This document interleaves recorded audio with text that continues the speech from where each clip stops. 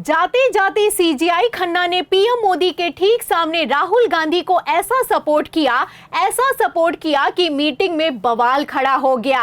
बेचारे पीएम मोदी मनाते रहे, लेकिन नेता प्रतिपक्ष नहीं माने तो नहीं माने।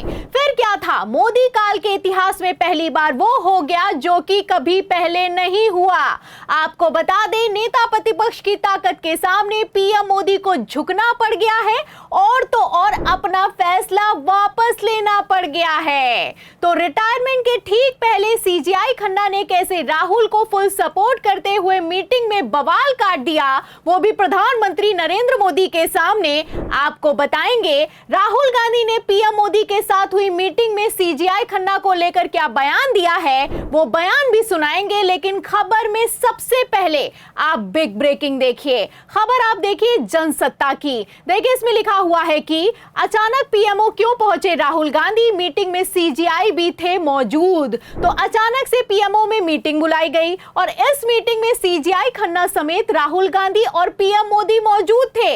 लेकिन बवाल तो तब खड़ा हो गया जब राहुल गांधी ने पीएम मोदी के प्रस्ताव को मानने से साफ इनकार कर दिया।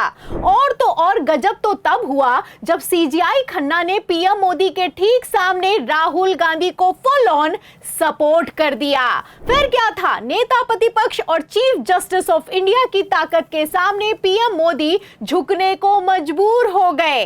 दरअसल सीबीआई डायरेक्टर की नियुक्ति को लेकर यह मीटिंग बुलाई गई थी। चूंकि मौजूदा डायरेक्टर 25 मई को रिटायर होने वाले हैं, ऐसे में जल्द से जल्द नियुक्ति करनी है। जाहिर है कि मौजूदा डायरेक्टर प्रवीण सूद का कार्यकाल 2 साल के बाद खत्म हो रहा है, ऐसे में नए आदमी को नियुक्त करना है।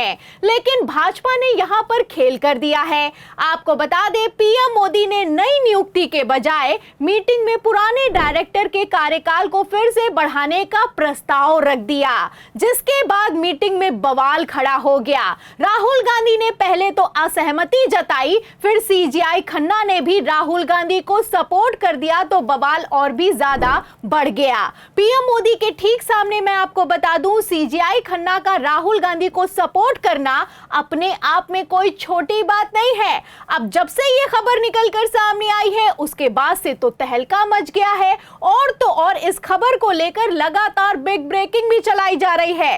देखिए, खबर में लिखा भी हुआ है कि प्रवीण सूद का कार्यकाल बढ़ाना चाहती है सरकार, मौजूदा सीबीआई के नाम पर राहुल गांधी की असहमति, चयन समिति में किसी के नाम पर सहमति नहीं। तो आप देख सकते हैं कि पेच फंस गया है। पहले तो मीटिंग हुई, अचानक से प्रधानमंत्री की अध्यक्षता में ये मीटिंग हुई, लेकिन कोई फैसला नहीं हो सका है। सोचा था कि हर बार की तरह मनमानी चलाएंगे, लेकिन एक तरफ राहुल गांधी ने प्रस्ताव को कैंसिल किया, तो वहीं दूसरी तरफ सीजीआई खन्ना ने राहुल के पक्ष में वोट कर दिया।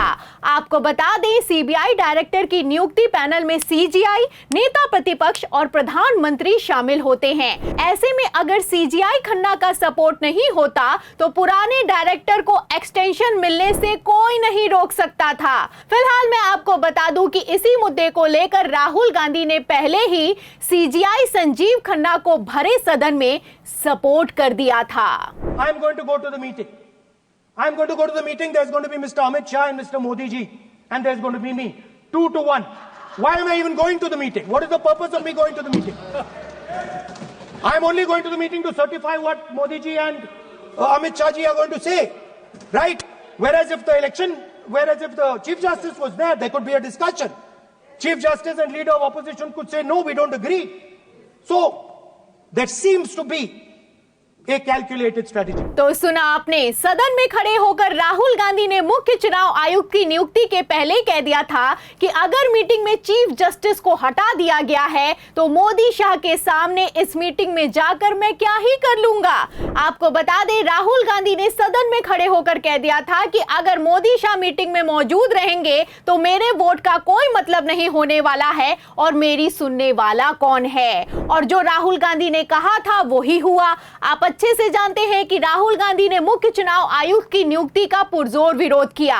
राहुल गांधी ने डिसेंट नोट दिया, लेकिन फिर भी मोदी शाह ने एक न सुनी और किस तरीके से मुख्य चुनाव आयुक्त की नियुक्ति में मनमानी चलाई गई आप अच्छे से जानते हैं। मगर इस बार ये नहीं हो पाया है। आपको बता दें, सीजीआई खन्ना और नेता प्रतिपक्ष की जोड़ी प्रधानमंत्री नरेंद्र मोदी पर भारी पड़ गई है।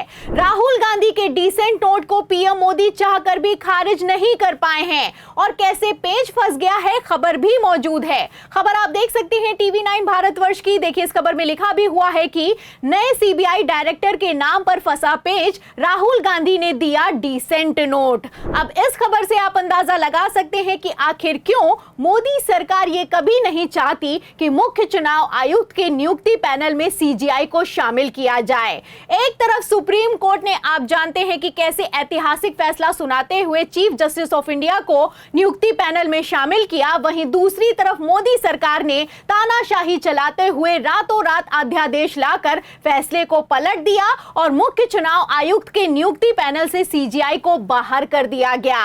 अगर इन लोगों का बस चलता तो इसी तरीके से सीबीआई डायरेक्टर की नियुक्ति पैनल से भी सीजीआई को बाहर कर दिया जाता। लेकिन अफसोस, सीजीआई खन्ना ने रिटायरमेंट के ठीक पहले खेला कर दिया है।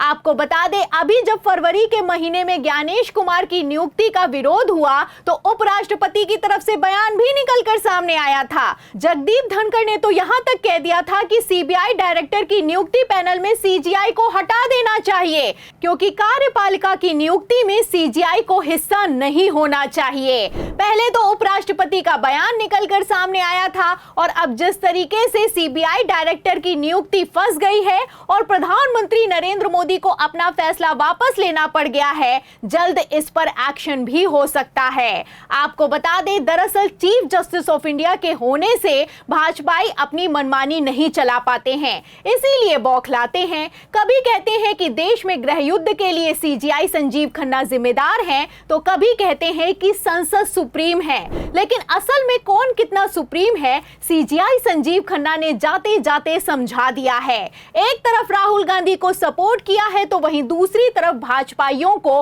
आईना दिखाया है। फिलहाल जैसे सीबीआई डायरेक्टर की नियुक्ति नहीं हो पाई है, क्या इसी तरीके से वक्फ कानून भी सुप्रीम कोर्ट से कैंसिल हो जाएगा? इस सवाल के जवाब में इस पूरी रिपोर्ट पर, राहुल गांधी को सीजीआई खन्ना के मिले सपोर्ट पर आप क्या सोचते हैं, हमें कमेंट बॉक्स में जरूर लिखें और 4 PM यूपी को ज्यादा से ज्यादा सब्सक्राइब करें ताकि पहले की तरह हमारी खबरें आपको लगातार मिलती रहें। फिर मिलती हूं अगली खबर के साथ, तब तक के लिए धन्यवाद।